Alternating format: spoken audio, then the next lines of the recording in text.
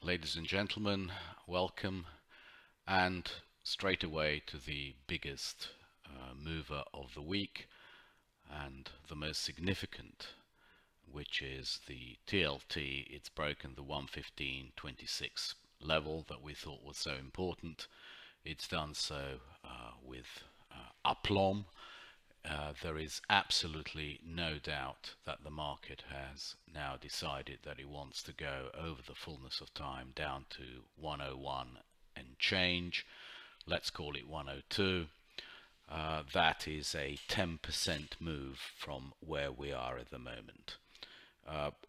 This is a weekly chart, so while it's through the Bollinger Band, and it never stays really through the Bollinger Bands, I would really not be surprised to see a retest of 115.50 from the downside at some stage over the next week or so, and then we can continue. We will have another opportunity to add to the position.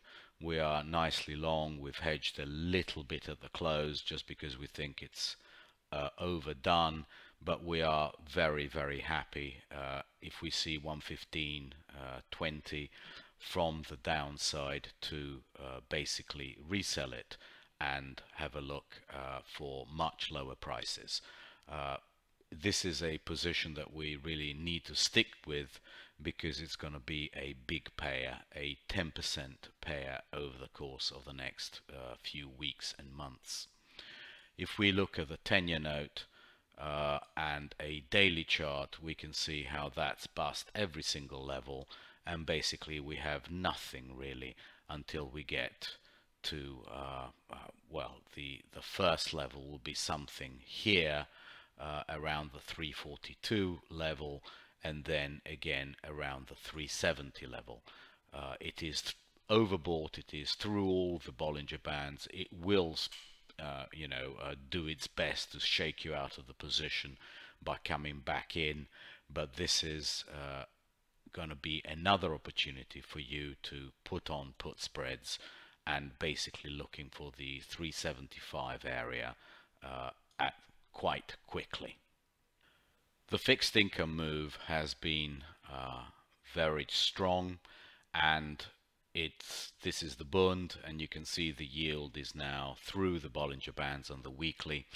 That can last for a few weeks, but normally comes back and retests, which basically is in line with what we've been saying about the overbought level in 10-year notes, and also the TLT oversold.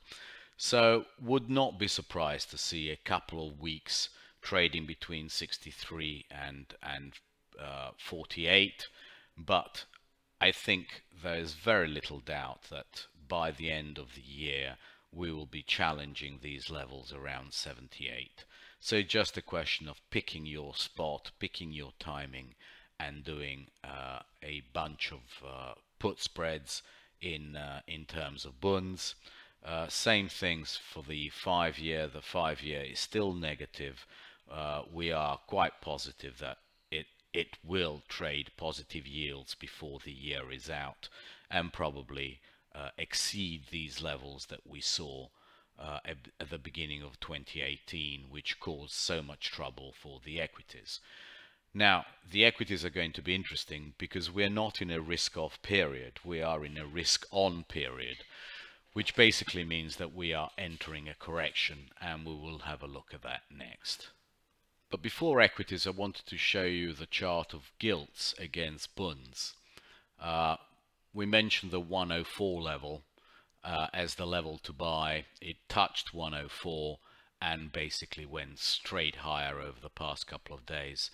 This is a market which now if it comes back to 110, you buy it. It's going to 125 by the end of the year without any doubt whatsoever.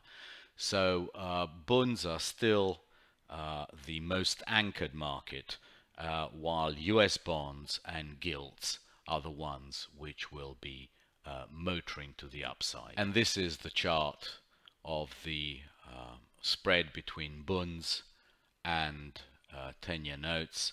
You can see how we have broken this consolidation pattern around the 258, and we're now trading 265. Got very overbought. It's coming back, might retest it from the downside, but we think that by year end it'll be higher than 275, possibly even closer to 300. And straight away we go to the equities. This is a very potentially bearish sign. So we have 2900, let's call it, next week is going to be our line in the sand. If we close above 2900, it'll be a stick save, it'll be a miracle. But we don't think it'll manage it. We think it might go up there, but this is where you do some put spreads around 2900 in the this is INX weekly, so futures are going to be 5 ticks higher, so around 2905, maybe 2910.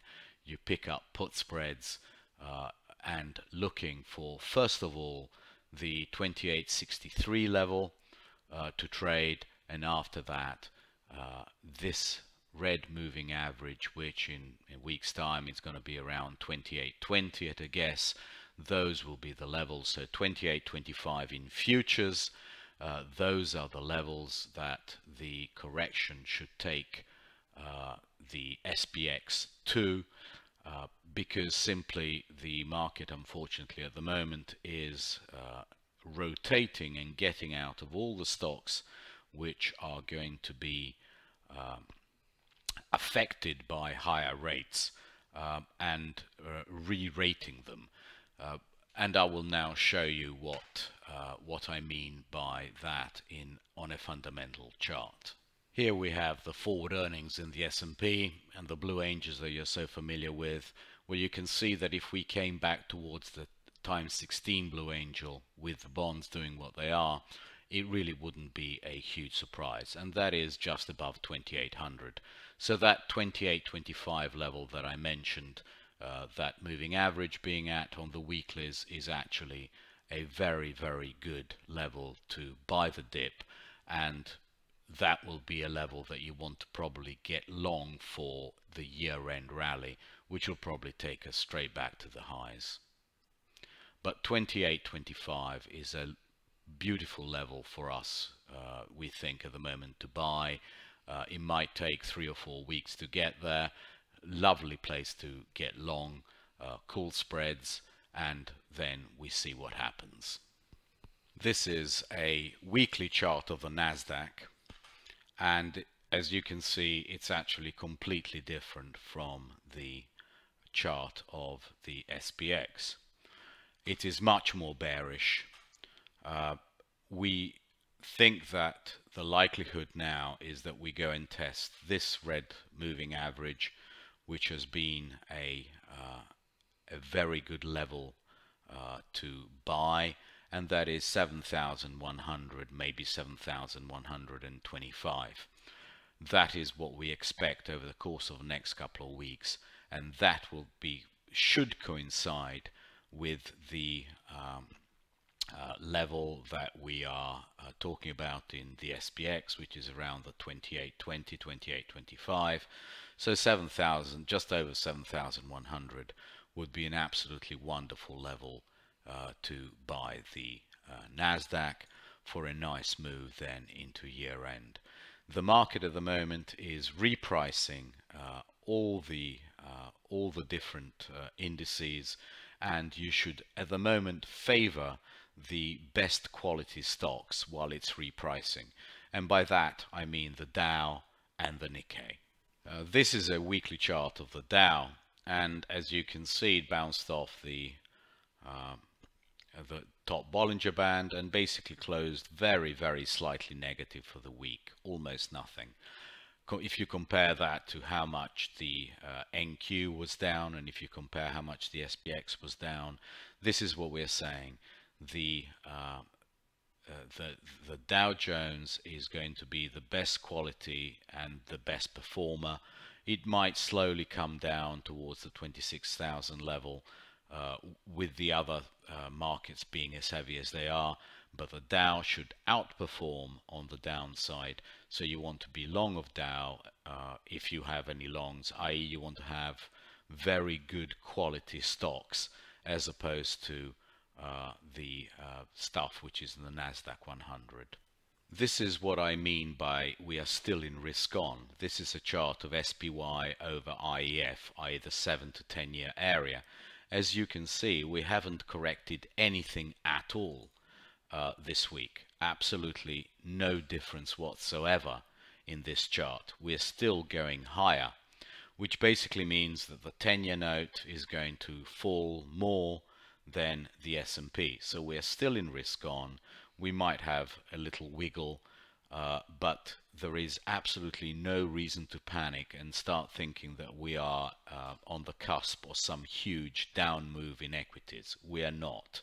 This is a repricing correction, and at some stage before year end, equities are going to be significantly better than the bottom that we will see, whether it's 28.63 or 28.20, 28.25. So this is not risk off, this is still very much risk on. And just to show you, this is a chart of the Dow, the DJI over QQQ. This is what I mean by quality. You remember this level here when we got out of our NQ positions and QQQ positions against the Dow? Well, this is what's happened. The market has moved just about 6%. This is where the 200-day moving average comes in. I wouldn't be surprised to see the market actually move probably even towards 150-ish, but then it's going to come straight back. And this tells me that we don't need to fear this correction. This is an opportunity to get long at very, very good levels. You know, we play it via put spreads next week. And then we play it via call spreads when it attains our targets. I wanted to show you a chart of the Nikkei as well. This is very much, you know, pointing down towards tests of 22,800. That will be a wonderful level to add to long positions in the Nikkei. Anything around 22,800, 22,975 is going to be a wonderful area to add to positions for the move higher. This would be like a 2-3% move down in Nikkei, which is exactly what we're looking for in SPX. So absolutely no reason to panic at the moment. The quality indices are doing well, and these are just technical corrections. Wanted to show you a chart of the VIX because we are trying to marry the VIX with our view in the SPX, and basically what we are saying, what this chart here is saying, is that any kind of a dip towards 1320, 1310 now in the VIX is going to be a buy for another leg to try and break the 1627, maybe all the way up to 1950. That would not be surprising. And if that were to happen, we would certainly have the SPX down in, you know, in around the 2820 area, where what we're looking for. So the risk reward is that if ever we see 13 or just higher, we buy it for another leg higher, and this would actually marry with what happened over the where it was trading here, which was 2910-ish. So that marries very well with our view in the SPX, which is basically that if we see 2910, 2915, it is a wonderful place to put on put spreads, looking for a move up in volatility and down in the SPX towards our targets. Finally, we should look at the dollar, which really isn't doing very much at all. It is still in between our very important levels, 96.50 and 93.63. It is, though, beginning to turn. A few more days of consolidation down here, and if it doesn't break 95.16, it'll be in a position to try the 96.50 level. So if it gets to 95.16 over the next couple of days, we certainly are looking to buy call spreads, looking for it to finally break 96.50 on the upside. The only other thing which is actually beginning to strike us is that gold is beginning to form some kind of a bullish divergence, and really if it starts taking out 1220 on closing basis, we could easily see a move to at least this kind of level, 1273. That would be a $50 move, so worthwhile having. So if it starts breaking 1220, we will be buyers of call spreads, looking for it to trade around the 1275 area. This area here, it should get there within a couple of weeks, and put spreads in gold, call spreads in gold are actually very cheap. So it's something worth doing. So if you see one or two closes on the daily basis above 1220, something is going on, something we probably don't understand at the moment, but it's worth being long. And this actually could be a move out of equities, which is what we've been talking about. People move out of equities, shift some money into gold for the short term, and then go back into equities when the targets have been reached. Now, biases for next week, nothing changes to the 5s and 10s. As we told you, we are looking to add to our positions and to take off any hedges we have against TLT, looking for the 102 level to trade at some stage, either this year or early next year. The bunds and bobbles are the ones, while Italy is the focus, that are going to move the least. But rates will be going up everywhere because this is a worldwide phenomenon. XPX last week we said overextended. Key will be 29.05, 28.95. Well, we broke it on the downside, and now we are looking, first of all, if you can't break back up through this level, around the 29.05 level, we certainly are looking to buy put spreads, looking for 28.62. And then finally 28.20-ish, where we really want to get long via call spreads for the Santa rally, basically. This is really 7,100, 7,125. NQ, we said, increasingly vulnerable but no confirmation. Well, more or less we've got confirmation. We are now looking for 7,100. That should match with this level in the SPX, and that is what we're looking for. Now, we said that the board is very steep. Now we can buy dips, and the level, as we showed you, is around 1310. If we see that kind of level in the VIX, that is the level that we want to buy futures against, because we think it's going to go higher into the 16s for sure. European equities, we still don't like them. We still see no reason to buy them. We don't see any change in the DX, as we said. If we see our level, we're going to buy. But until that happens, really, we are going to be patient.